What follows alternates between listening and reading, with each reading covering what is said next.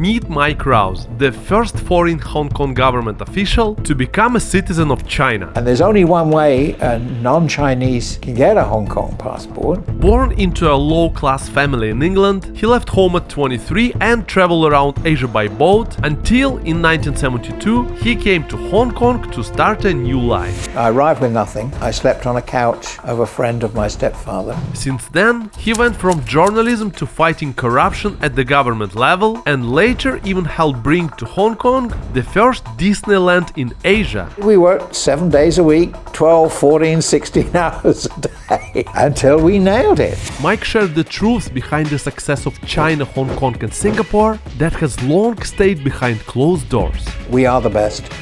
We want the best. What Western media can't get right about China and Hong Kong It's totally unrelated to facts at all. and whether Hong Kong is heading towards a bright future or a sharp fall. The other danger is an internal one in Hong Kong. That I promise this story will blow your mind. I'm Mike Chernov, your insider to Expat Life. Angla. More than 20 years ago, you became Chinese national. That's right. Why did you decide to do it, and what was your emotions when you was doing it? I decided to do it. That's a funny story. I'd been toying with the idea for quite a long time. My first trip to the mainland was in 1986. I went to see, as part of a delegation of expatriate civil servants, we went to see the central government, just as all the local staff associations had done.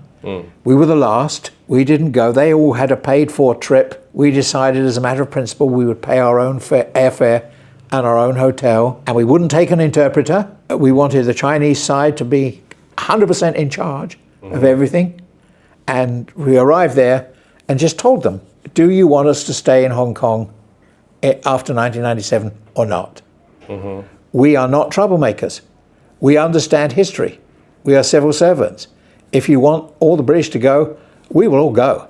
Some of us will go immediately. Some of us will go in the years leading up to 1997. Some of us will go at the last minute, on the last day. And we got to meet Lu Ping, the deputy head, I think, at the time of the Hong Kong and Macau Affairs Office.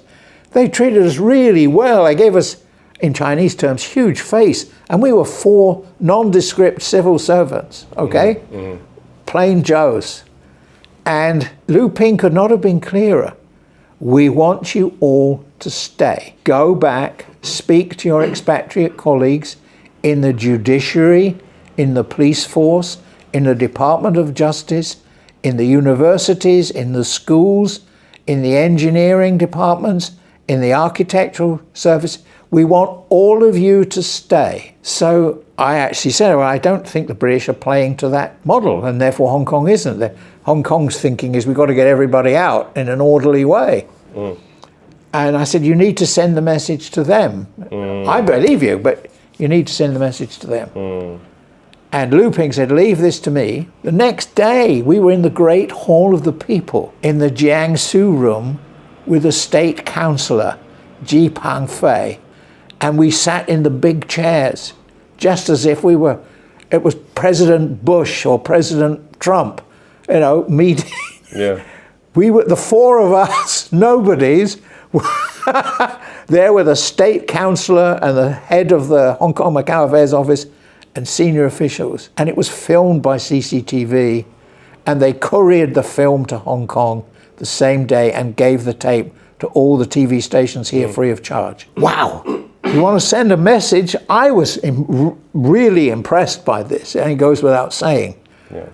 Bowled over. They grasped the problem, they had a solution, they implemented it within 24 hours. And when I came back, I discussed because I was the only admin officer, the only political officer among the 4 of us. So I did discuss it with other colleagues in the government, and they got the message. And I got the message. I actually bought my first property in Hong Kong in 1986. If you travel from time to time, like me, for business or just for fun, the next minute might change how you communicate abroad. Imagine a device that can instantly translate your voice in over 80 languages. So, this is Vasco Translator Q1, a premium device made for travelers, expats and professionals working in international teams. You can forget those moments when you ask for no spicy and then they still brought you spicy food. Vasco comes with free lifetime internet for translation, so you can speak in nearly 200 countries and easily understand the locals. Hey, how are you? How's your day going? Hey, have you eaten already? Alright, let's go to the best Chinese restaurant in town. It even supports real-time translation for phone calls and has a hands-free mode. Once set up, automatically recognizes your speech and starts translating it. This device can also clone your voice using AI, making you sound natural in over 50 languages and with the right accent. So you can travel anywhere and never feel lost. Check it out using the link below and use the code Chernov10 to get 10% off the Vasco Translator Q1. When you start having this idea of maybe I should become I felt comfortable here. I'm never going to live anywhere else. It wasn't a requirement of my job. But when I set up a government department, new government department, my last posting was setting up Invest Hong Kong, the government's investment promotion agency. Mm-hmm. And I was going around the world saying to people, Hong Kong is the best place in the world for business. And I just thought to myself, how much more compelling would the argument be if I showed people that I bought the product myself? Yes. If I was selling Ford motor cars and you looked in my driveway and you saw a Honda, would you believe me that Ford motor cars were the best? Yeah. No, you wouldn't. You'd have questions, wouldn't you? So I was going around saying Hong Kong's the great place in the world for business. And by the way, I'm traveling on a British passport. It doesn't add up. No, I'm going to have a Hong Kong passport. And there's only one way a non-Chinese can get a Hong Kong passport. If you're not born Chinese, you have to naturalize. Mm-hmm. So, funnily enough, when I got back in 1986, I had been sent a copy of China's nationality law in English by a senior civil servant in Hong Kong who just happened to have one in his filing cabinet. He sent me a copy of it. I read it and I realized how extraordinarily liberal it is. China's nationality law is amazingly liberal. And when you use the word liberal in connection with the Chinese law, people think you've gone gaga. They think, you'll be in the asylum very soon. It's incredibly liberal. There are only 3 ways to become Chinese. Number 1, close relative of a Chinese national. Close relative is not defined. Or long-term resident of China. Long-term, not defined. China, not defined. But Hong Kong has been part of China since historic times. It says so in the introduction to the joint declaration signed by Britain and China, so it must be true. Mm. Or, in case you thought the first 2 were too difficult, other relevant circumstances. Not defined. No, actually, I qualified under all 3. Yeah. If I couldn't get it, no one could get it. But anyway, I thought back in '86, one day I'm going to look at this, and with this new department I set up in July 2000. And funnily enough, I was thinking about it then. Now's the time. And then we got a report that Lee Hsien Loong, the Prime Minister of Singapore, had complained to an American businessman that Hong Kong had hired a British mercenary to go around the world bad-mouthing Singapore. And that wasn't true, actually. That wasn't true. No, because I found out it doesn't work. The best tactic when promoting Hong Kong is to praise Singapore and then explain why Hong Kong is better. That's much more effective with audiences in Europe and North America and Australasia. Because they know Singapore better. They know Singapore very well. They know Singapore is good. Yeah. Explain, go for that. Singapore is good. And I would tell people, when you're an international company, you're looking at Hong Kong and Singapore, the first 10 things you look at are virtually the same.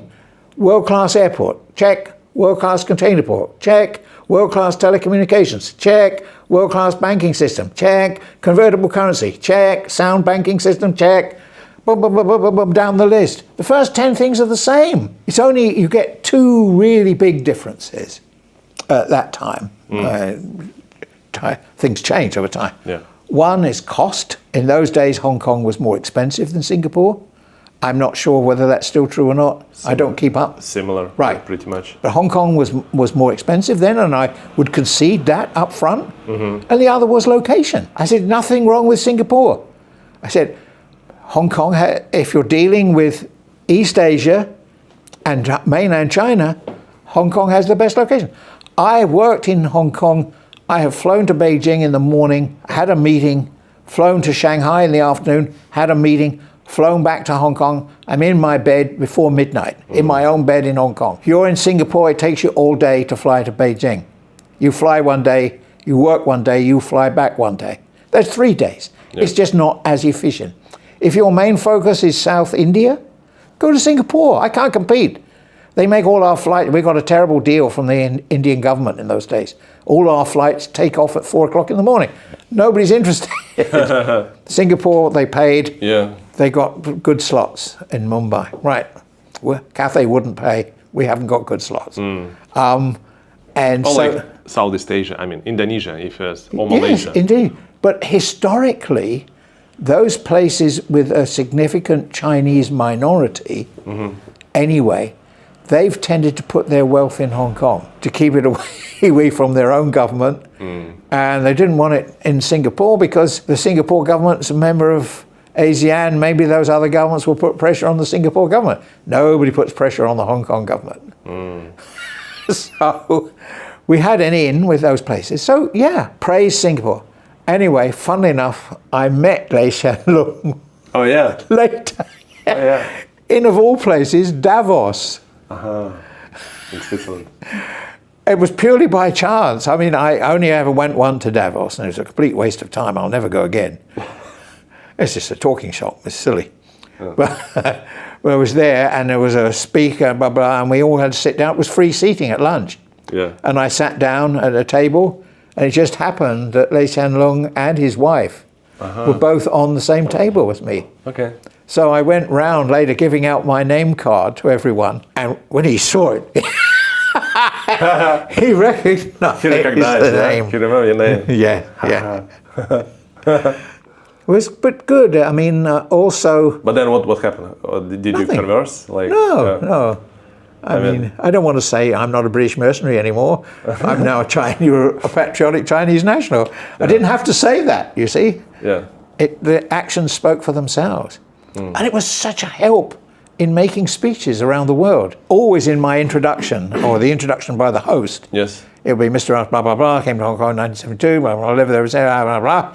And in 2001, he became the first expatriate civil servant in Hong Kong's history to become a Chinese national. So, at North Texas, Chamber of Commerce, there I am, just been introduced by a 7-foot Texan. So the first thing I have to do is lower the microphone, a foot and a half, and I make a joke of it. Excuse me, while I lower the microphone to a more appropriate height for us Chinese people. Laughter, right? Thinks I'm the new face of the yellow peril. More laughter. My first I get the Shanghai question. I would say my first wife was from Shanghai, and my second wife is from the Pearl River Delta, because I've made my own evaluation of China's economic future. Yeah. And then you get to the serious part of the answer, and the people are on your side already. And this is a guy, because I sell Ford motor cars, and I bought a Ford motor car. Yeah. It's in my driveway. I'm selling Hong Kong to you, and I bought it. How's the process work? So you apply for a passport, then you have to give up your British. This is an interesting part, because the reason more people don't do it is Chinese law does not allow dual nationality. So if you're born Chinese in Hong Kong, you get your Hong Kong SAR passport. If you get an Australian passport, a Canadian passport, British, who cares? Nobody cares. But if you're not born Chinese and you want to get a Hong Kong SAR passport, you have to apply, and they write you a letter. First of all, it's dealt with in Hong Kong. under delegated authority from Beijing. It doesn't go up to Beijing. It's dealt with here under delegated authority, just as Hong Kong used to deal with British nationality under delegated authority from London. Okay? But obviously they've agreed the criteria and what they look for, common things. How long has he been here? Has he got any close relatives? Has he made an effort to learn the language? Has he paid taxes in Hong Kong for 10 years, 15 years, whatever, and so on. Mm-hmm. So they look at about 20 different points. And as I said, in my case, I can't be stopped. Then they write you a letter saying your application will be approved. Note the wording, will be approved. But you must now prove to us that you have given up your existing nationality. So I went to the British consulate. It's a very British procedure. You fill in a form in duplicate. And the consulate sent it through the diplomatic bag to the Foreign Office. Foreign Office sent it to the Home Office. Home Office sent it to the police force and the Inland Revenue. Mm-hmm. If there's no warrants for your arrest and you've paid all your taxes at the end, back it comes up the same chain. Back here. So it goes to England and then back. And then you get the second copy, the duplicate copy back, confirming that you've given it up. Was it emotional for you? Not really. No. Not by then. I think it's a bridge that you cross. It's a process. It actually takes several years. In the 1970s, when I went to England, I was going home and I would play Tom Jones on the radio. I'm coming home to your loving arms, or the green, green grass of home, whatever. Starting from about 1979, 1980, going to England was visiting, getting to Heathrow Airport, CX251 Hong Kong. Home. I'm going home. It happens inside your head and it happens over a period of time. Before the passport. Before the passport. And then the passport just became the logical conclusion of that process. And now I'm very happy. I travel around the world and I'm a Chinese. And you better get used to it. People are surprised. When I go to the mainland, I'm not visiting a foreign country. I'm returning home to my motherland. So I have a home return permit issued by the Chinese authorities. And sometimes people, a security guard will see me in the queue for Chinese nationals and try and steer me towards the foreigners queue, and I just show them my home return. And invariably I get a huge smile, a really huge smile. I used it, the first time I used it foreign was actually in Singapore. I arrived in Singapore and I'd filled in the form, honestly, nationality Chinese. And the lady looked at the passport and said, wow, I didn't know you guys could get one of these. I said, well, yeah. I said, we can. But you came to Hong Kong in 1972? I left the UK in the summer of 71. Yeah. And I was going to travel around the world, see the world. France, Italy, Yugoslavia, Bulgaria, Turkey, a ship through the Black Sea, Iran, Afghanistan, Pakistan, India, Nepal, back to India. The hippie trail, basically. Yeah. The standard hippie trail. India, you either stop in India or you fly on to Bangkok, which is what I did. I spent a few months in Bangkok, then down through Malaysia to Singapore. Do you remember Singapore back then? You spent like a couple of days there? Or? It was about a week. Yeah. Yep, I remember Singapore vividly because my hair was long, and in order to get in, I had to get fitted with a short hair wig. I remember that time, yeah. I got in Kuala Lumpur, I got a lady's hairdresser to comb my hair all up and fit a short hair wig on it. We got back in the taxi and we drove into Singapore, got through immigration. As soon as we got down the road, I pulled the short hair wig off. The driver went nuts. Couldn't believe it. Couldn't believe his eyes. Yeah. So for some time, Lee Kuan Yew did it. So you're not allowed, if you're a man, you're not allowed to wear your long hair. I was asked by customs too on the way in if I wanted to buy any drugs. You said yes. And I said no, I already got plenty. And you gotta keep pulling the legs of these guys. So. Yeah. It was not expensive back then, I guess, like compared to the rest of Southeast Asia. Yeah, it wasn't too bad. I mean, like we had enough money to eat every day before the ship sailed. Yeah. We had student tickets, third-class student tickets on the boat. Yeah. And it was one of those deals, if the boat was full, you didn't get on and you lost the ticket. But if there was room, you got on board. And there was room, we got on board. And it was only after we got on board the ship we found out the food was included. Whatever you'd spend on the ticket, it included the food. So the first meal, we stayed in the canteen for the first sitting and the second sitting. People came and went, and we just stayed there. We were eating. Hey guys, just a quick announcement. Don't skip. I'll be running a 3-day workshop called Fast Track to Views and Profits on YouTube. If you ever wanted to start your own channel, this is the best way to do it. You will learn how to choose the most profitable niche and how to beat the YouTube algorithm. You're gonna love it, I promise. Link in description, so sign up if it's for you. And now back to the video. What was the most vivid, most memorable memories from that trip in Southeast Asia? Going through the Khyber Pass, because of the history of the Khyber Pass between Pakistan and Afghanistan. Yeah. And also seeing the Taj Mahal at dawn, which I did. I'd heard about the Taj Mahal, and there I was, early dawn, and there it was right in front of me. So beautiful. Yeah. I guess. Bangkok, I liked. The girls were so funny, really free and easy. It was especially for hippies. It was a great place for hippies in those days. Yeah. It probably still is, but I'm a little older now. Yeah. So I had a lot of fun there. I learned a lesson in Darwin. There was a government office there which gave out jobs, casual jobs, on a daily basis. And of course, we all called it the slave market, but we'd queue up every day and get a new job, and we go and do it. And if you did a good job for that employer, he might offer you another job either the next day or the next week or the next month. Yeah. So I ended up with a sort of stable of jobs. Every Saturday morning I had a job unloading the cold fruit lorry. Came up from the south. You had to get the fruit and the vegetable off the lorry into the freezer very quickly. So I did that every Saturday. And then there was an oil supply ship that came in. You had to turn it around within a few hours. Take off everything, all the damaged cables and so on, and then put new food and new cables on board and turn the ship around so it could get out to the drilling platforms offshore. So you work hard. Okay, we've got another ship coming in 10 days' time. So gradually you build up a stable of casual employment, and then in the odd day when you haven't got something, you go back to the slave market and get another one.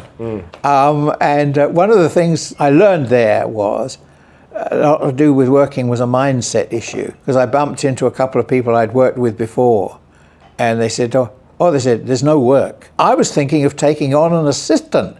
I had so many jobs lined up. Yeah. I was double booked, which was crazy. And I'm thinking, hang on, they can't find work and I'm double booked. What's going on? And I think you learn something about life. It's mindset, in part at least. Do you think it was a mindset, or was maybe more your communication skills, or? I don't know, just determination. I had nothing. I had no fallback. I had to work. I had to eat, and they were a bit too cozy. The other thing, I think I was impressed in Hong Kong a lot. I arrived with nothing. I slept on a couch of a friend of my stepfather for a couple of weeks, and I looked in the South China Morning Post, and there was an advertisement for a job teaching English tutor. So I phoned up, went there, got the job straight away. I was earning $5 Hong Kong an hour. If there were two students, husband and wife, $6 an hour. I did that for a few weeks, and I always wanted a job in the newspaper. I'd had no qualifications, no experience. I'd never worked for a newspaper before. So I walked around to the office of a tabloid newspaper, The Star, it was called. Tabloid, with page 3 girl in a swimsuit, that kind of thing. Still exists now? No, it did very well, but it eventually crumbled.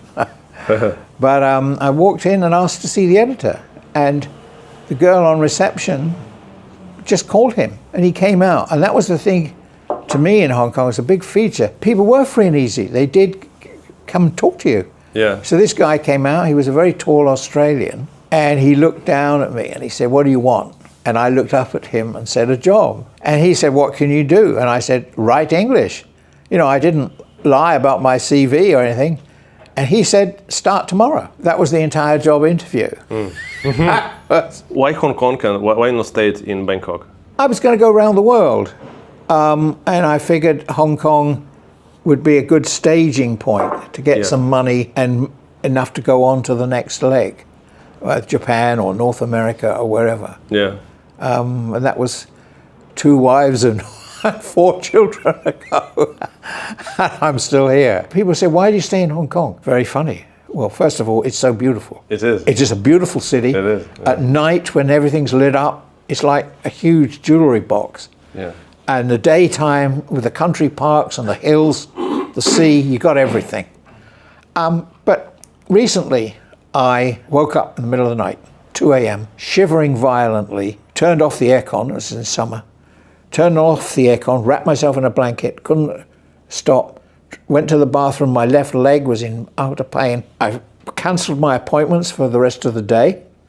When I woke, when I got up normally, made an appointment, an urgent appointment to see my GP. Went to see my GP. He diagnosed, he said, it might be deep vein thrombosis. It might be DVT. You must go immediately to hospital and get them to check it out. I went directly to a public hospital in Hong Kong. I had a referral note from the GP saying DVT at the top of the page. The triage nurse did not hesitate. Woof! I was straight in with the doctor. I was straight in with a couple of scans, an ECG and so on. I was admitted to the hospital. A team of doctors came round at 6 o'clock that evening, 6:30, looked at the leg. It's not DVT, it's an infection. It's a very bad infection. It might be the flesh-eating one, necrotizing fasciitis or something. I have a team of doctors standing by to operate at midnight. But meantime, we're going to check. I'm going to take some samples from your leg. He took 4 chunks of flesh out of my leg, came back about 9 or 10 p.m. and said, it's okay, it's not that one. We don't have to operate at midnight. We got to put you on intravenous antibiotics. And then we'll discharge you with some oral antibiotics. Yeah. I had 48 hours of intravenous antibiotics, discharged with oral antibiotics. I got a bill from the hospital for 136 Hong Kong dollars. That's it. 136. I had a team of doctors. They did immediate surgery. I had my fist in my mouth while they cut bits of flesh out of me. They said they gave me no anesthesia. They said they gave me an anesthetic. I didn't feel it. But it got the result, and world-class service, and 136 Hong Kong dollars, which is what? About 14 pounds. That's nothing. Yeah. It's free, basically. Basically free. And it wasn't a privileged price. It was something that any member of the public would have in the same situation. Immediate service, immediate examination by highly qualified people, and treatment. You fell in love with the place, or gradually you start liking it? It was the opportunity. I couldn't believe the opportunity. I wanted a job teaching English. I had to do something quickly, got a job. I always wanted to be a reporter, walk in, ask for a job, get a job with no qualifications and no experience. They gave me a chance. And I learned again something on the newspaper, a lesson that stuck with me. My boss was a Chinese guy, he was the news editor, who was 1 year younger than me and much better than me. And he was working in his second language, obviously. It was a bilingual newspaper. It had an English edition and a Chinese edition. But for the English edition, he was working in his second language. And he was better than me. And I could get stories. It turned out I could get stories.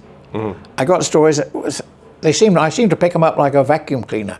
I'd walk around the streets, I'd go into a bar, I'd go into a restaurant. I could get stories, that wasn't a problem.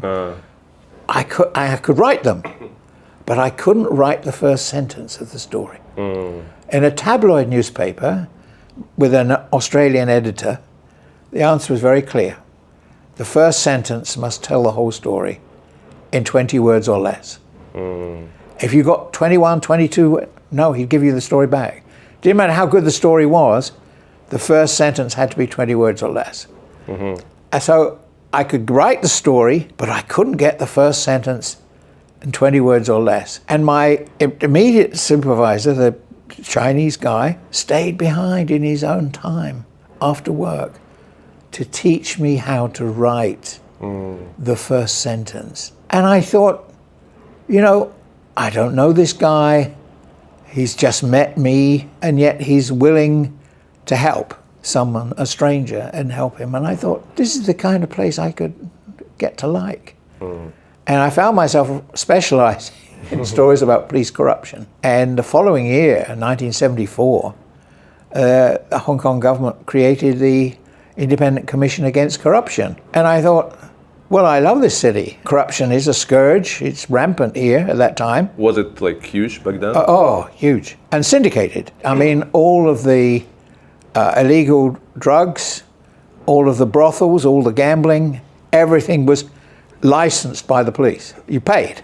Yeah. And it got so bad that even very serious crimes could be hushed up with money. And I think that's why the British decided and McElhose, the new governor who'd been set to sort out Hong Kong, announced the creation of an independent commission against corruption. And I thought, well, you know, I'm writing stories about it, which is contributing to improvement, but I ought to show I'm willing to stand up for it. So I applied, and much to everyone's surprise, I was hired. Yeah. No, it was an open advertisement. And again, so the English tutor job, the newspaper job, the Independent Commission Against Corruption job, all in open competition, and I had a chance, and I got the job. Yeah. I didn't know anyone on the inside, and no one was pulling strings on my behalf, so I got the job in the ICAC, and I did 3 years in the operations department. I had a warrant card. I arrested people. I would take part in 5 a.m. raids. In group raids, we'd go and arrest a group of people. I was a member of the team. What was the craziest story you remember from that? The craziest story was the Kowloon traffic case. There were 120 people in Kowloon traffic, police traffic, and that was from the chief superintendent in charge down to the guy who literally made the tea. And the file that went from the ICAC to the Attorney General recommended the prosecution of 119 of them. The only guy not to be prosecuted was the guy who'd only just been transferred in, and there was no evidence against him yet. But had it been a week later, there would have been a witness against him there, because everyone was on the take. Yeah. Every vehicle in Kowloon paid money, and you got a decal, which you put in your windscreen to show that you'd paid that month. So every taxi, every minibus, So like almost official. Yes. You bought it from the police representative. Yeah. You put it in the windscreen, and you were immune from prosecution after that. Yeah. So that was syndicated corruption. And the Attorney General gets this file. He said, well, when on earth do you expect me to hold the trial? There's no courtroom big enough for 119 defendants. I mean, we have to use a stadium. So he said no. He sent the file back. He said, choose the 10 most senior. It must be a minimum of 2 witnesses. Mm-hmm. The minimum of 2 witnesses, and then you choose the 10 most senior police officers, and I'll prosecute those. So that's how the case started in court, and it was hysterical. It really was, because some of our own witnesses named serving ICAC officers who'd come from the police force as having been corrupt when they were in Kowloon traffic before. So we had to suspend a couple of our own people during the trial. Okay. And then one of the witnesses named the chief superintendent in charge of Kowloon traffic, and the judge said, well, hang on, why isn't this man in the dock with the others? It should be minimum of 2 witnesses and the 10 most senior, but there was only 1 witness who could name the chief superintendent. And the judge banged his gavel and said, I don't care about the Attorney General's guideline. I'm adjourning the court now, and when we reconvene after lunch, I expect to find this guy in the dock with the others. So we had to go and arrest him at lunchtime and bring him. And it just went on like that all the way through the trial. And the evidence of the syndication was just a shock. It really was. I think it changed a lot of public attitudes. There was no defense. What were you going to say? So corruption was everywhere. I mean, I was a junior investigator. I was a star detective. I had no detective experience, for heaven's sake. On the interview, the only telling point I had was that I was honest. I wasn't corrupt. That was the only point I could bring to the table, and it was enough. So after 6 years in the ICAC, 3 years in operations and 3 years in corruption prevention, by then I was married with 2 small children, and corruption is a very narrow field. It becomes, to be honest, it becomes boring after a while, because it's always the same. You know, very minor variations in the story. So I thought, well, I want to do something else, and my wife said, well, try and stay in the public sector, because we're very comfortable. We have an apartment provided by the government to live in, at a reasonable rent. Try and stay in the public sector. So I asked my colleagues, what's the best job in the government? And they said, oh, administrative officer, which is the old British colonial officer thing, where you're a jack of all trades, master of none, and you can be in an immigration department this week, and next week you're making land policy, and the following week you're doing social welfare and this kind of thing. So you get moved around a lot, and it sounded great. So I thought, okay, I'll throw my cap in the ring for this. And again, open competition. I was up, I think there were 3,000 people took the written exams that year. I took the written exams. 300 of us passed and got a preliminary interview. And out of the 300 who got the preliminary interview, 60 got the final interview. And out of the 60, half got the job. And I was one of the half. So like 1%. 30 people out of 3,000. Yeah. And again, it was open competition. So you think it's a mindset? Like why do you think you won that one as well? I think because although I was older than many of the applicants, many of them were fresh graduates, but I'd had experience of the world. I'd had experience of life. The hitchhiking from the UK to Thailand and Australia to navigate the sticky situations turned out to be a plus. You're a man of the world, and having been a journalist, you knew about the city, and having been in ICAC, you were familiar with the government, and you had a record. Hey, I've launched this Telegram channel where I'll be sharing insights from my guests, travel tips around Asia, and also my thoughts about YouTube, marketing, business, and even life. It will be cozy, personal, and free of charge. So join me, just scan this QR code on the screen or click the link in description, and I'll see you there. So after the ICSC, yes, that's the most amazing job. It really was. And I guess it suited me, it suited my personality because of this jack of all trades thing. So literally 1 or 2 years, my first job was in the district office in the outlying islands, dealing with unlawful hillside burial, or getting street lighting for villages, or water supply for villages and things like this, dealing with all these practical issues. And we had an in-day. Because of district office, all the staff had to sit in the office, and any villager could come in and tell us his problems, and we'd have to fix them. That was so we had a home day for that, and I was looking after the outlying islands: Lantau, Cheung Chau, Peng Chau, Lama, all of these interesting problems from rural areas. Did that for a couple of years, and then suddenly a completely change of job. I was working directly for the financial secretary. The next thing he gave me was the responsibility for the negotiations with the Walt Disney Company, which led to Hong Kong Disneyland. I'd never done anything like this before. He gave me the assignment on the 3rd of February. What year? 1999. I remember it because, for 2 reasons. My daughter was born the same month, on the 27th of February, and all the way through the negotiations, when we hit a hard point, and we had a lot of knotty issues, I consoled myself with the thought, you're going to fix this because you're going to take your daughter to Hong Kong Disneyland. Not to Disneyland, there's loads of Disneylands already in the world, California, Florida, Tokyo, Paris. I'm not going to take my daughter to Disneyland, I am, but I'm going to take my daughter to Hong Kong Disneyland. So that was the February 99, and the first meeting was... Whose idea was to come to open Disneyland? Oh, that's a very good question.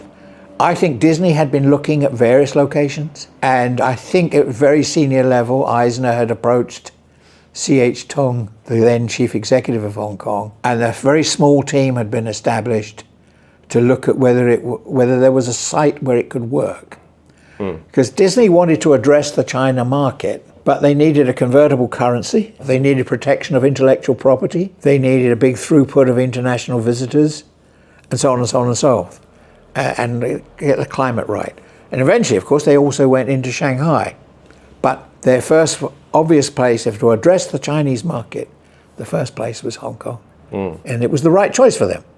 They looked at Singapore, they looked at Shanghai. Lee Kuan Yew in Singapore, he had the whole Disney board staying at his official residence in Singapore.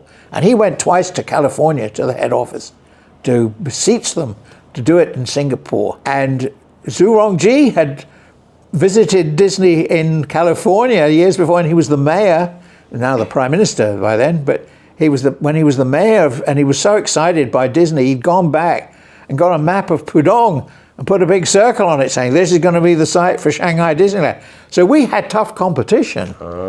And whenever Disney reached a tough point in the Disney negotiations, they would say, well, let's just see if there's any flights available to, Shanghai this afternoon. But I had met the guy from Universal Studios, a guy called Frank Stanek, and and they would say this about Shanghai, and I would say, do you know, I must give Frank a call. It's been ages since we had coffee. So we would just play with each other like this. But Universal Studios eventually went to Singapore, but later, I think. And they also did a thing in Beijing. Beijing as well. Yeah. But they wanted, everyone, I talked to Frank, and Frank said, look, he said, if you talk with Disney, he said, if you get Disney, that's great for you. Yeah. We'll go somewhere else. He said, because in California, they're number one, we're number two. In Florida, they're number one, we're number two. They went to Tokyo. We went to Osaka. In Osaka, we're number one. He said, so China's going to be the same. Yes. If you get them, that's great, and we'll go somewhere else. And then you, what was your goal in these negotiations? Like you want them to agree to build it in Hong Kong, but what else? What other goals did you have? They had, my instruction from the financial secretary was very clear. I want their signature on a piece of paper before budget day to say they're going to enter into serious negotiations with us. And I want their signature on a piece of paper by the end of the year to say they're definitely coming. And the constraint, if you like, on both sides, for them it must be commercially viable. For us, it must be politically defensible. I was going to have to take the terms and conditions to the Executive Council, which does consider things in confidence, but all the material terms would be public knowledge because it would have to go to the Legislative Council and it would be in the media. And Disney accepted that there were some things they couldn't get simply because I couldn't sell them. I'll come to that again in a minute. And I had to accept that there were certain things that they had to have. So, for example, before they could accept the land, it's a joint venture company in the end. It was a joint venture company. The government put in cash, Disney put in cash. The government gave a loan to the joint venture company. The banks gave a loan to the joint venture company. I think Disney gave some loan to the joint venture company as well. So there was equity, there was debt, combination of things. But most of the issues, and this is something I learned in the process, most of the issues had a common objective. I'll give you an example. The ferry pier. Now, there was a core team on the Hong Kong side. There was me and a girl, basically, a colleague, Winnie Ho, poor Winnie. And they had a guy, a lead negotiator, and we would bring in experts when it was a particular subject. They would bring in experts. One day they said, tomorrow we want to discuss the ferry pier. So we brought in a couple of port works engineers from the government department. They brought in their engineers. Their engineers began by saying, we want to design and build the ferry pier, the public pier at Disneyland. And the port works engineers from the government were very offended. They said, well, wait a minute, we're the professionals here. We build all the public piers in Hong Kong. Our piers are very safe. They can withstand typhoons. When the ferry captain has had a couple of beers and the ferry hits the pier, They bounce off, the pier is not incapacitated, and so on. We build robust public piers. And Disney said, yes, they said, we understand your piers are very safe, but they're not beautiful. And the government engineers looked at each other, beautiful? And they go, oh, what's he talking about, beautiful? Piers don't have to be beautiful. And Disney said, yes, you see, if there's a ferry service, we will put a Disney character on the pier to meet every ferry. It might be Snow White, it might be Cinderella. The pier has got to be beautiful. So in the end, we found a compromise. They engineers designed a ferry pier. The government engineers checked the design for safety. They then built the ferry pier to their own design, and the government engineers checked the finished product for safety and soundness. We calculated a sum of money equivalent to the cost of designing and building a public pier to normal government standards, and gave that sum of money to the joint venture company. And any extra cost had to be borne by the joint venture company, i.e. by Disney. And then when they finished, they gave us the ferry pier back to the government because it's a public pier. And then we licensed the joint venture company to operate the pier for the lifetime of the park. So everyone got what they wanted. We got a safe public pier, and they got a beautiful public pier. And we found it's possible to do this if you're really determined. If your objective is to get a solution. In Paris, they got basically free land, basically cash grants, and special tax concessions. It's outside of Paris, right? Yeah. Is it? Yeah. So the very first meeting with us, that's what they asked for from me. The very first meeting, by the way, was on the 5th of February. I was given the assignment on the 3rd. The first meeting was on the 5th. And Tiffany was born on the 27th. Remember, these dates are never going to go from my head, right? And I said, well, we don't give land free. We won't give you any cash grants, and we don't do special tax concessions. But apart from that, let's talk. These are the things they'd got in Paris. And that's how we went from there. We solved the problems of the cash grants by moving the public facilities outside the park. They then become public facilities. We built them, we paid for them. They're not part of Disney. We dealt with the special tax concession when they realized our tax regime, and they looked into it.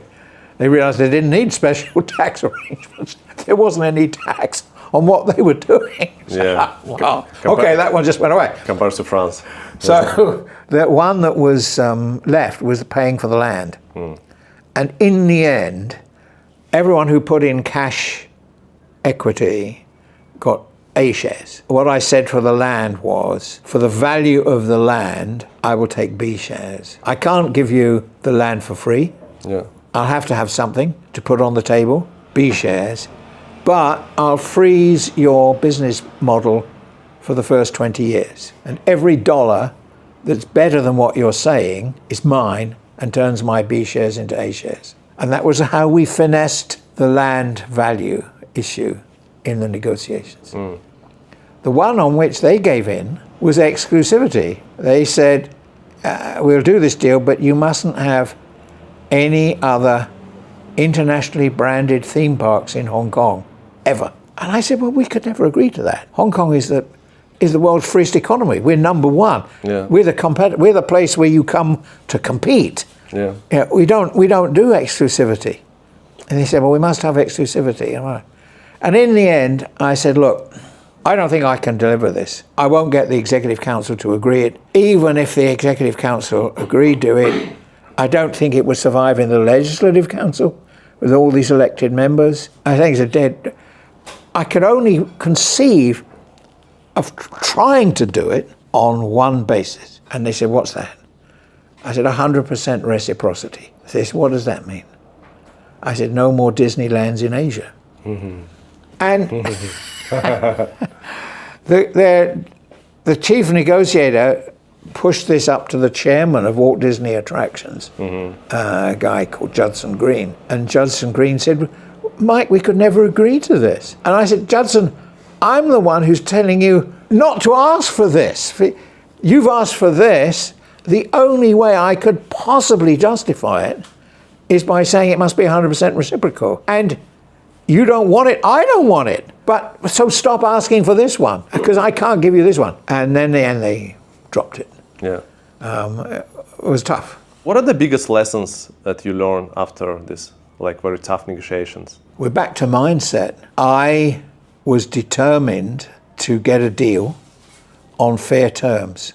They were determined to get into the China market. And if both sides are coming to something, because originally when you think about negotiations, you think like Turkish wrestling, where you're like this. That's what you think. Yeah. And occasionally it is a bit of that, as I mentioned the two issues where that arose. But for most of it, it's mindset. How can we do this? Disney, one day they said, we want to discuss landscaping. Yeah. So we brought in a lady from the parks department on the government side. So Disney began at 9 o'clock in the morning. They said, we want to bring in the leader of the tree team. We spent 4 hours discussing trees, species of tree, how high the trees were to grow, the canopy of the trees, the root system of the trees, the composition of the soil in which the trees grow, how the trees were to be watered. If they blew down in a storm, how quickly they had to be replaced. And this was applying in the park, around the park, in the public areas, and on the approach roads. We discussed trees for 4 hours, and lunchtime, the poor lady from the parks department was exhausted, and we were all, and they said, that's lucky, that's over. Oh no, they said, this afternoon we want to discuss bushes. And they had another team for that. A bush team. We want to bring in a leader of the bush team. Yeah. And we had the same thing over again. Species of flowers and bushes, how they, if they had to be dug up to put in an electric cable, how quickly they had to be replaced and set. Everything as I say, another 4 hours. And in the final contract, there are pages and pages on this stuff. But we both wanted it. We wanted Hong Kong Disneyland to be special. They wanted Hong Kong Disneyland to be up to their high standards. And they are high standards. And therefore, we had to find a formula which did it for both of us. Yeah. And there are ways of doing that if you want it to do it. If you want to do it enough. How can we have, it's like, you must have redundancy in water supply. If you've only got one pipe, that's no good. What happens if the pipe bursts? You can't have people in a 5-star hotel with no water for the shower. How do you have redundancy? You build it in, you agree it. We don't want our 5-star hotel people coming out wearing a towel complaining that there's no water in the shower. No. We're pitching Hong Kong as a world city, Asia's world city. It's got to be 5-star everywhere. You need to be also detail-oriented, and you need to know your stuff. You need to be expert in your stuff. So you have to learn about the pipes and the bushes and all of this. Yes. Yeah, and you need to translate this, that you know, your knowledge to your counterpart, right? Yep, and then you have to come up with a formula in a contract document. We had lawyers in Hong Kong. We had specialist lawyers we brought from outside the government, people with entertainment industry experience. They had their own legal department. Yeah. We both had lawyers on the East Coast in the USA. So every night when we'd finished in Hong Kong drafting documents, we'd send the documents, the drafts, to the respective lawyers on the other side of the world. And the next morning when we came in, the redrafts would have come back from the East Coast and we'd start again. So basically we worked 7 days a week, 12, 14, 16 hours a day until we nailed it. And we nailed it. 9 months. Some people think I just show up at the guest place, press record, and that's it, the video is done. But right now 6 people work full-time and 2 part-time on this project. It takes a lot of time, energy and money. Some interviews takes months to secure, but we do it because we want to show the world that Asia is a modern, exciting and inspiring place, and to introduce you to the most interesting people out there. If that resonates with you, I'd love for you to become an even bigger part of this project. By clicking the join button below, you'll become an official member and supporter of this channel. You'll get a special badge, I'll see your comments first, and you will know that you are helping us keep this going. Big hug to each of you, thank you so much for your support, and honestly, you are the best YouTube community I could ever dream of. Thank you so much.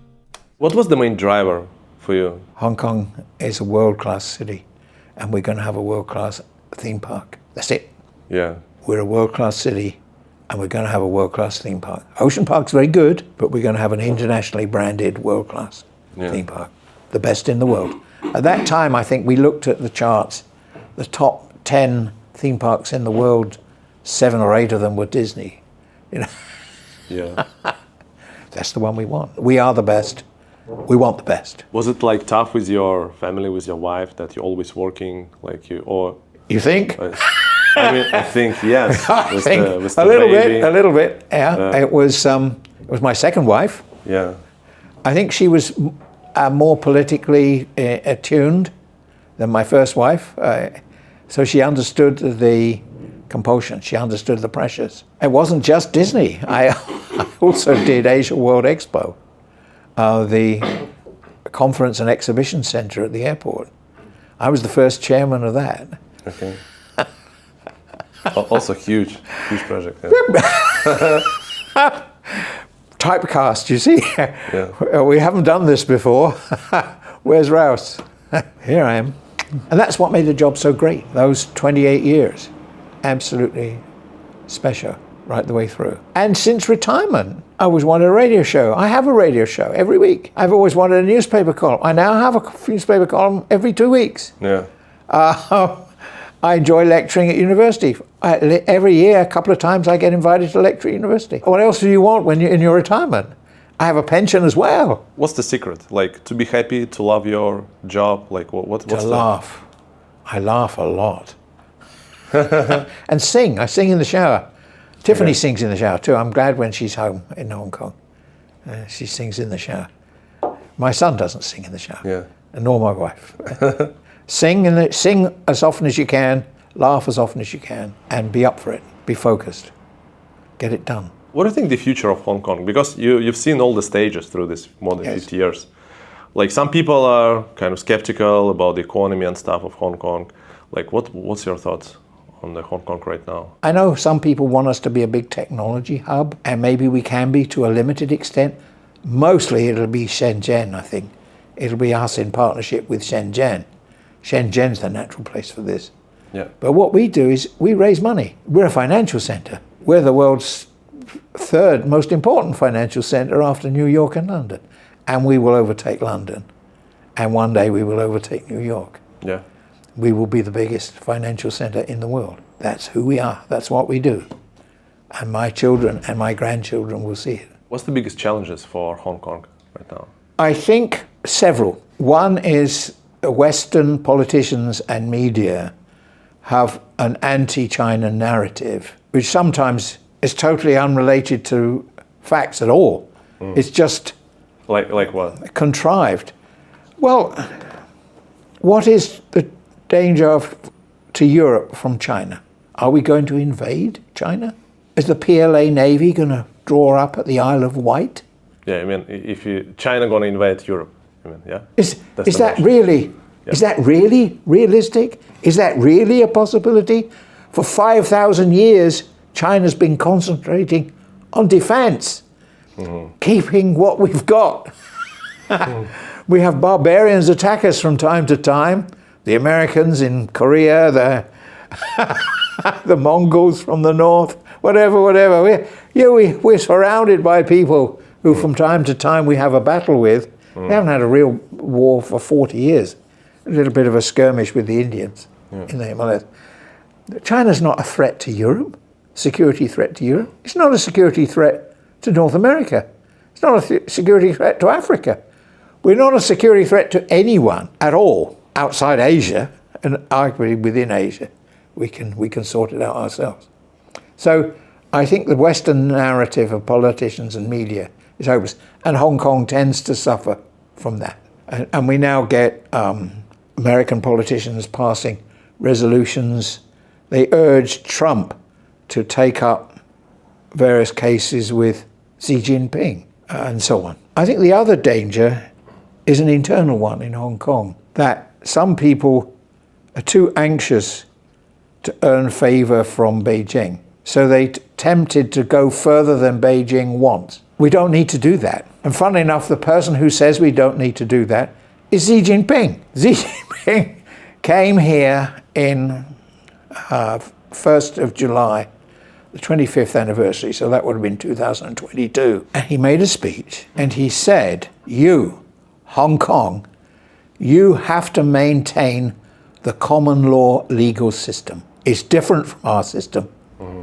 But you, Hong Kong, you have to maintain the common law system because it's important for China's future. Do this. And it's repeated again. If you read I'm trying to read, still got it on my desk here, this latest 5-year plan in draft. Hong Kong has specific roles to play in China's economy and therefore the global economy. We know what they are. Stop giving bits of it away in a sense of apparently doing things to appease people who don't want to be appeased. They're the ones telling us to enjoy our high degree of autonomy because it suits the national interest. So don't give it up. I would say those are the two big threats to Hong Kong. Yeah. You met like so many influential, incredible people like through your. Who was the most, like maybe one or two, the most fascinating person like that who you met? I would think Donald Zhang Yam-kun. I dealt with him at several stages of my career and also right from the very beginning. When I was applying to be an administrative officer, by chance, he was the middle ranking official who looked after the AO grade. And I had to agree terms with him from what my starting salary would be.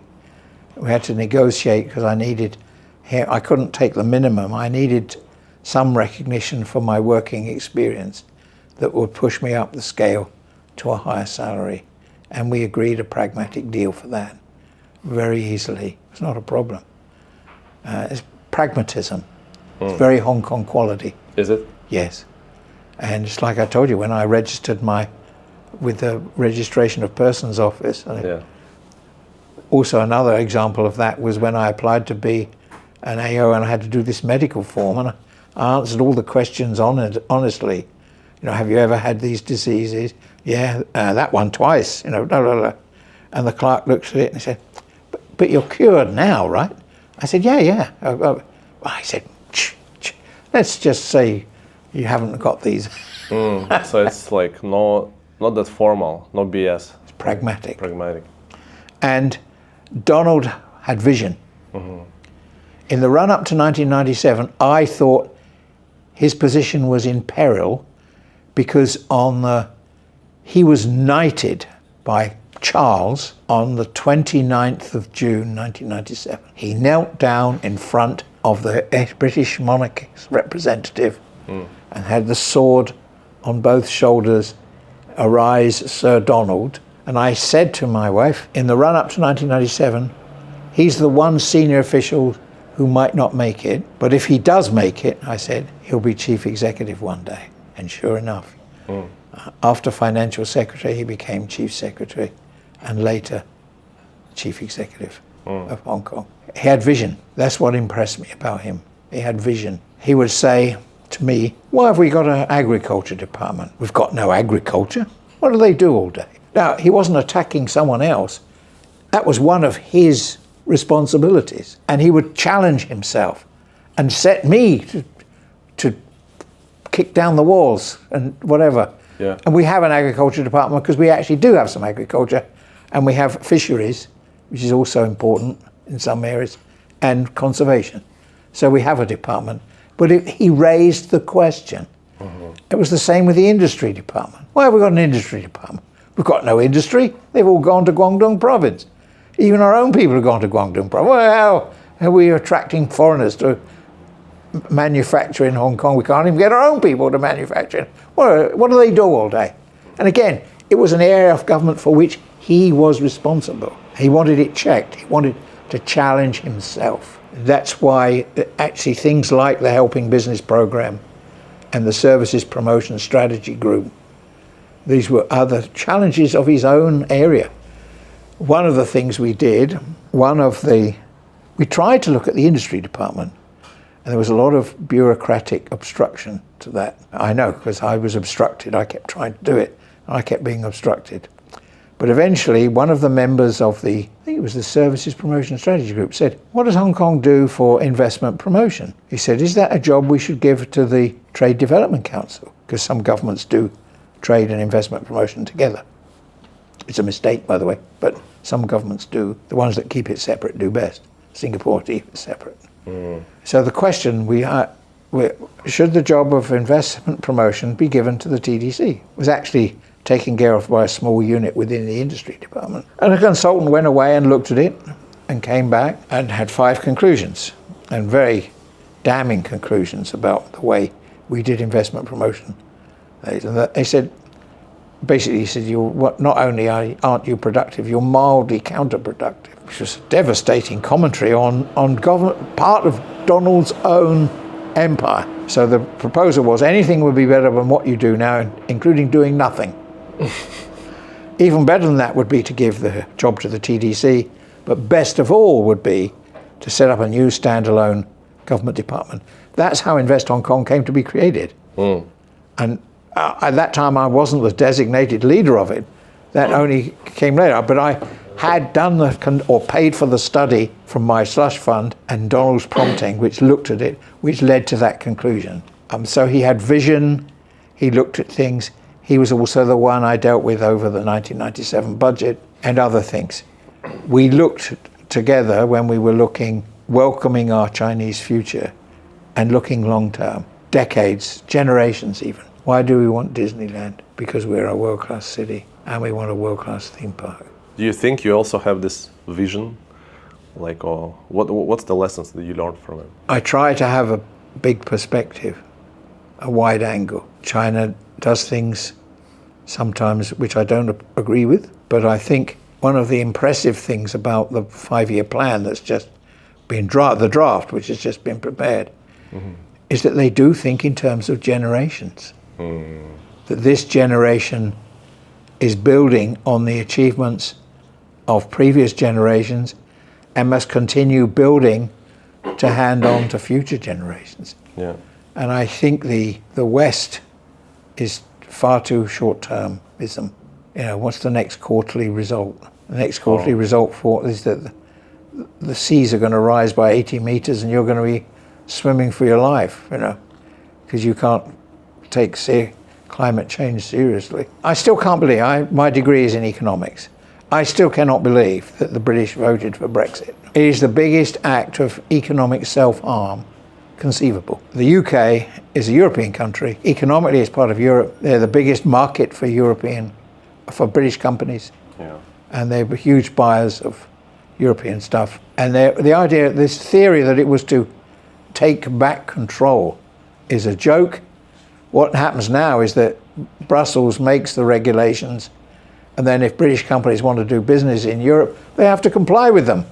And we don't have there's no British involvement in preparing those regulations now. Take back control? What a joke. Anyway, the Americans are in charge of British foreign policy. What's your thoughts on what's going on with England, with your country where you were born? I feel very sad, actually, because I still have affection for England. I was born there. When they're playing cricket, I tend to support England against Australia. I still support Manchester United. That, even though I gave up my British passport more than 20 years ago, I only have a Hong Kong SAR passport now. I'm 100% pure Chinese, as any of your viewers can tell for themselves. So I still have and I feel sad because I think the administration is frankly hopeless. It don't seem able to address even quite serious problems until it's a crisis. And even when it's a crisis, they struggle to deal with it. For example, the welfare bills are escalating, and they're uncontrollable. The support for the elderly and so on, there has to be means tested. There has to be control there doesn't seem to be any control of public finances. Doesn't seem to be any way you can. This triple lock for pensions in the UK will bankrupt it. will bankrupt the country. It led to Liz Truss lasting, what was it, shorter lifespan as Prime Minister than a lettuce from the supermarket. So there are political problems there. Why do you think so? Why they cannot sort it out? I wish I knew. I'm not going to go back and do it for them unless I'm sent in as part of an IMF rescue team to rescue the British economy. Then I would take the tough decisions that need to be taken. Like what? Control of expenditure and taxation. Taxation has to be fair to have political support. I think there's a feeling they've scrapped the non-dom thing now, where people could say they were not domiciled in the UK and therefore their overseas income was treated separately. Things like this. The US tax system, again, is incredible. It's built for billionaires, and there's too much money in politics in the USA. So, I don't know, here we don't have money in politics. It doesn't mean Hong Kong is perfect. Yeah. But I think we are capable of handling these practical issues. You are 76? I am 76. 76. How does it feel to be 76? I feel very young. The funny thing is, I was afraid I would feel old, but I don't. I feel young. I won't go into detail, but I'm still functioning in all areas. I didn't think I would. I thought I was afraid. Obviously, things change. I mean, I've run the 10 kilometers, I've run the half marathon 3 times. I always wanted to run a marathon. I guess I will never do that now because they don't close the roads for long enough. I know how long I need, and they don't close the roads for that long. So some things I won't do. I will start hiking again. I'll be back in the gym in December and onwards after these Chinese massages are finally over. Doing those until the end of November. After that, I'll switch to once a week. 3 times a week is taking too much out of me. I'll be having another one again tomorrow and Sunday. Exhausting. It is exhausting. Painful. Painful. I'll be back in the gym and get back my fitness. Lose a bit of weight. I've got to lose a bit of weight again. But yeah, feeling good. And this is the kind of city to live in when you're old. The public transport is so good. We have a car. I think if this one wears out, we may not bother to get another one. The MTR is so good. The buses are so good. I walk down the road 200 meters, I get a choice of buses. I walk right down the bottom of Park Road. There's the Sai Ying Pun MTR station across the road. Go anywhere. I should go anywhere for $2 because of the subsidy for the senior citizen, which is crazy. I argued against that in one of my columns. It's too generous. Should never have lowered the age from 65 to 60. I understand why the social case above 60, because people tend to become isolated at home. And if they're isolated, not liaising with people, not mixing with people, then they deteriorate, their health deteriorates. So get them going out, get them meeting their friends and relatives everywhere. Get them going to play squash, get them going to play mahjong, get them involved in life. They will live longer and they will live happier, healthier lives. So I understand. Bingo. Who is it now? Miss Wong? It's the wife. We all call her Miss Wong. Okay. On a scale 1 to 10, how happy are you right now? Me? Yeah. Oh, gee, I'm going to give you a Trump answer. on a scale from 1 to 10, I'm a 12. Wow, that's amazing. Yeah. That's amazing. When I was growing up, I resented the royal family in the UK because I think royalty is inequality, it's a manifestation of inequality, it's unjust. There should not be royalty. And for a while I was jealous of Charles. I got 3 A levels, I couldn't go to university. Charles only got 2 A levels and he went to Cambridge. Yeah. What's the name of the game here? What's going on? But later, I just had this fabulous career. All I could have asked for and more. Teaching, journalism, arresting people. As an administrator, doing important work for the community. Now in retirement with my radio show and my newspaper column. That God, poor bastard never had a proper job until he was 70. And then only because his mum died. I mean, what kind of a life is that for someone? So I ended up feeling sympathy for him instead of jealousy. Do you have any regrets in life at all? No, because you learn to cope with those. They come up from time to time, but you have to cope with them and move on. Did I marry the right person the first time? Probably not. But we have 2 great sons, and I still have lunch with her every week. Did I marry the right person the second time? Probably not. But we still live together, and we have a great daughter and a great son. And we cooperate. I proofread her materials for her PowerPoint, and she pitches for new work. And she still gives me ideas for columns to write. You know, have I done things wrong? Yes, I've done things wrong. So to that extent, I regret those bad decisions. But you got to live with them. Life is not a dress rehearsal. Who said that? If the show didn't work, doesn't matter. Next night you're back on stage. Just got to do another. Yeah. Do a different performance. If they didn't like your song, try juggling. Try riding a bike. Whatever. What would be your advice to someone in their 30s or their 40s right now? How to live a happy life? That's already too late. Too late. I give advice to young people finishing school or finishing university. I give 2 examples from my own life. When I got my A-level results at the age of 18, they were not good enough to get a place at university. And I gave up. I got a job in an engineering factory in England, and I gave up. But my mum refused to give up on my behalf. She said, you can still carry on with study. Go down to the education department office, get some forms, get some pamphlets, read about other opportunities for further education. I said, no, I'm the first member of our family on either side for any generation to finish secondary school. I've already done my best. No, you're going to go further, she said. So I didn't do it. So she went down to the education department and got all the forms and brochures and brought them back to the flat. And then I ignored them. And then she said, are you hoping to have dinner tonight?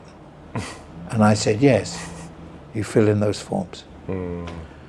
So I looked and I applied. I drew a circle on the map. I applied for every college that was more than 100 kilometers away from home. All of those that were more than 100 kilometers away from home I applied for, and I got accepted by several of them.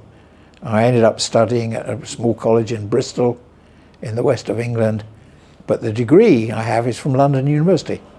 It's actually from London School of Economics, which sounds very impressive, doesn't it? Yeah, one of the best schools. I never set foot in the place. I chose to fail, which ironically, if you choose to fail, you can succeed. You will succeed in failing. If you choose to succeed, you're in with a chance. I chose to fail. My mum did not accept my decision. She forced me to reconsider. I chose to give myself a chance. I did succeed. Also, when I arrived in Hong Kong, I had in the back of my mind I could be a policeman, like my stepfather. So, but I never made the height. You had to be 5'6" to be a policeman. It's a height restriction. Wow. And I stopped growing at 5'5.5". But 2 years later, I was arresting policemen as an officer in the ICAC. Even cooler. For a hippie, this was magic. So the point I make to young people then, don't choose to fail. And don't give up the first time there's a problem. Stick at it. Find a solution and keep going.